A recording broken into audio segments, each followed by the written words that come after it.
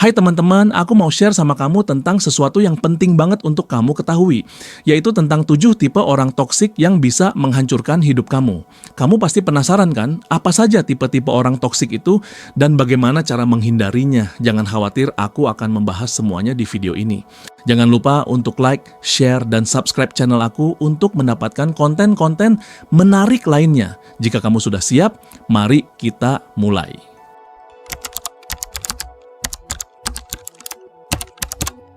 Mengenal tipe orang toksik, pengenalan dan dampaknya.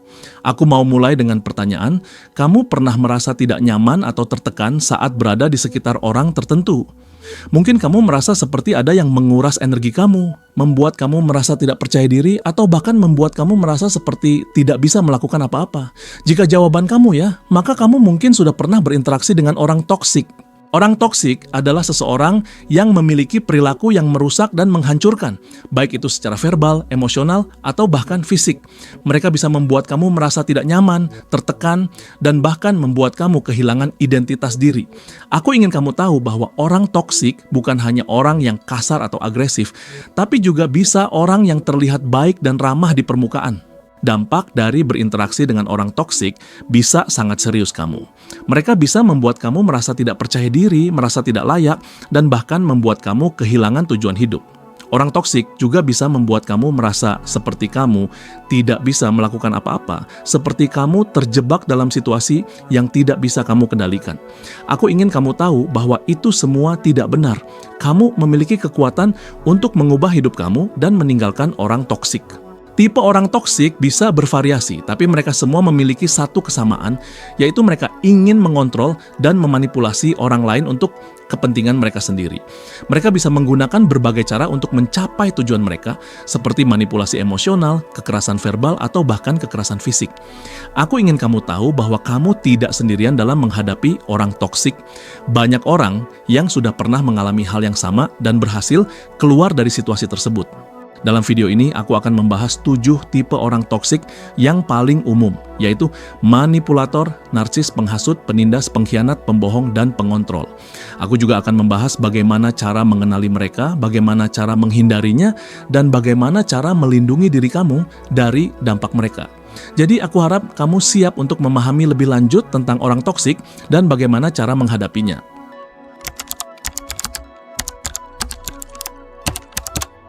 Setelah kita membahas tentang pentingnya mengenal tipe-tipe orang toksik, sekarang mari kita lanjut ke bagian yang lebih praktis, yaitu mengidentifikasi dan menghindari orang-orang tersebut. Nah, tadi kita sudah paham tentang bagaimana orang toksik bisa menghancurkan hidup kita. Sekarang kita akan membahas strategi dan tips untuk mengenali dan menghindari mereka. Mengidentifikasi orang toksik bisa jadi tidak mudah karena mereka seringkali memiliki kemampuan untuk berpura-pura menjadi orang yang baik dan ramah. Namun, ada beberapa tanda-tanda yang bisa kamu perhatikan untuk mengenali orang toksik. Pertama, perhatikan bagaimana mereka berinteraksi dengan orang lain. Apakah mereka sering memotong pembicaraan orang lain, atau apakah mereka sering mengkritik atau merendahkan orang lain? Jika ya, maka itu bisa menjadi tanda bahwa mereka adalah orang toksik. Kedua, perhatikan bagaimana mereka bereaksi ketika kamu tidak setuju dengan mereka. Apakah mereka menjadi marah atau defensif, atau apakah mereka mencoba untuk memanipulasi kamu agar kamu setuju dengan mereka? Jika ya, maka itu bisa menjadi tanda bahwa mereka tidak memiliki kemampuan untuk menerima perbedaan pendapat dan bahwa mereka memiliki kecenderungan untuk mengontrol orang lain. Ketiga, perhatikan bagaimana mereka memperlakukan kamu. Apakah mereka sering membuat kamu merasa tidak nyaman atau tertekan?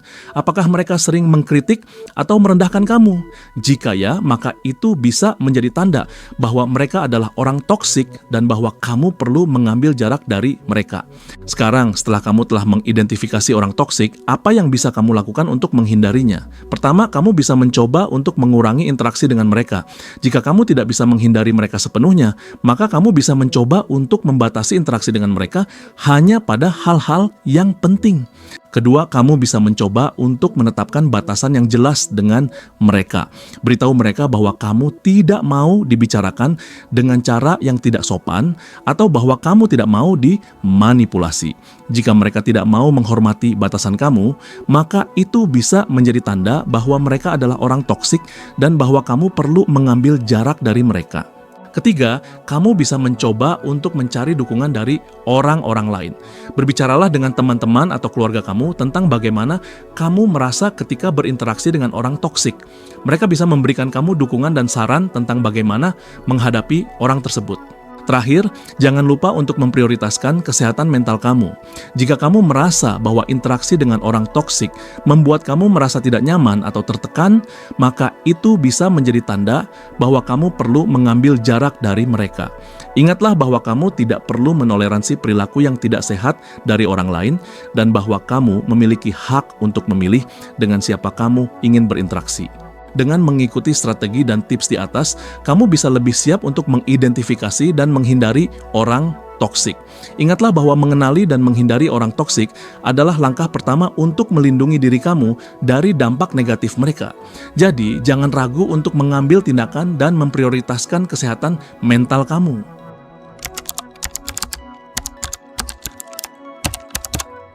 Setelah kita membahas tentang mengidentifikasi dan menghindari orang toksik, sekarang mari kita lanjut ke proses pemulihan dan pembangunan kehidupan yang bebas dari orang toksik. Nah, tadi kita sudah paham tentang bagaimana mengenali dan menghindari orang toksik. Sekarang kita akan membahas tentang cara membangun kehidupan yang lebih seimbang dan bahagia. Membangun kehidupan bebas dari orang toksik memerlukan proses pemulihan yang bertahap. Pertama, kamu perlu memahami bahwa kamu tidak sendirian dalam menghadapi situasi ini. Banyak orang telah melewati pengalaman serupa dan berhasil membangun kehidupan yang lebih baik. Kamu perlu memberikan waktu untuk diri sendiri untuk memulihkan diri dari dampak negatif orang toksik. Langkah pertama dalam proses pemulihan adalah memprioritaskan kesehatan mental.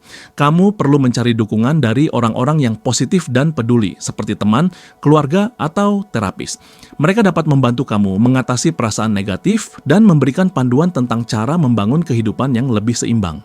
Selain itu, kamu juga perlu memperhatikan kesehatan fisik dengan melakukan olahraga teratur, makan makanan seimbang, dan mendapatkan cukup tidur. Kamu juga perlu membangun kepercayaan diri kembali. Orang toksik seringkali membuat kamu merasa tidak berharga atau tidak kompeten, namun kamu perlu ingat bahwa itu tidak benar. Kamu memiliki kelebihan dan keunikan yang membuat kamu spesial. Kamu perlu memfokuskan pada kelebihan-kelebihan tersebut dan mengembangkannya. Misalnya, jika kamu memiliki hobi atau minat, kamu perlu meluangkan waktu untuk mengejarinya. Dengan demikian, kamu dapat membangun kepercayaan diri dan meningkatkan harga diri. Selain itu, kamu perlu membangun batasan yang jelas dalam hubungan dengan orang lain. Kamu perlu memahami bahwa kamu tidak perlu menerima perlakuan yang tidak baik dari orang lain. Kamu perlu menetapkan batasan yang jelas tentang apa yang kamu terima dan tidak terima dalam hubungan. Dengan demikian, kamu dapat melindungi diri dari orang toksik dan membangun hubungan yang lebih seimbang. Membangun kehidupan bebas dari orang toksik juga memerlukan kesabaran dan ketekunan. Proses pemulihan tidak selalu mudah dan cepat. Kamu perlu memberikan waktu untuk diri sendiri, untuk memulihkan diri dan membangun kehidupan yang lebih baik. Namun, dengan kesabaran dan ketekunan, kamu dapat mencapai tujuan tersebut. Kamu perlu ingat bahwa kamu kuat dan mampu mengatasi tantangan apapun yang datang. Dalam proses pemulihan, kamu juga perlu memaafkan diri sendiri dan orang lain. Memiliki perasaan negatif terhadap diri sendiri atau orang lain dapat membuat kamu terjebak dalam lingkaran setan. Kamu perlu memahami bahwa setiap orang memiliki kesalahan dan kelemahan. Dengan memaafkan diri sendiri dan orang lain, kamu dapat melepaskan perasaan negatif dan memulai proses pemulihan yang lebih efektif. Terakhir, kamu perlu membangun rencana untuk masa depan. Membangun kehidupan bebas dari orang toksik memerlukan visi yang jelas tentang apa yang kamu inginkan dalam hidup. Kamu perlu memahami apa yang kamu ingin capai dan bagaimana cara mencapainya. Dengan membangun rencana yang jelas, kamu dapat memfokuskan pada tujuan tersebut dan membangun kehidupan yang lebih bahagia dan seimbang. Dengan mengikuti langkah-langkah tersebut, kamu dapat membangun kehidupan bebas dari orang toksik dan mencapai tujuan hidup yang lebih bahagia dan seimbang. Ingat, kamu kuat dan mampu mengatasi tantangan apapun yang datang. Jangan ragu untuk mencari dukungan dan memprioritaskan kesehatan mental. Dengan demikian, kamu dapat memulihkan diri dan membangun kehidupan yang lebih baik. Jadi, teman-teman, itu dia 7 tipe orang toksik yang bisa menghancurkan hidup kamu. Aku harap kamu sudah memahami bagaimana cara mengidentifikasi dan menghindari mereka, serta bagaimana cara membangun kehidupan bebas dari orang toksik. Jangan lupa untuk selalu fokus pada diri sendiri dan kehidupan kamu, dan jangan ragu untuk mencari dukungan jika kamu membutuhkannya. Terima kasih telah menonton video ini, dan aku akan bertemu dengan kamu di video berikutnya.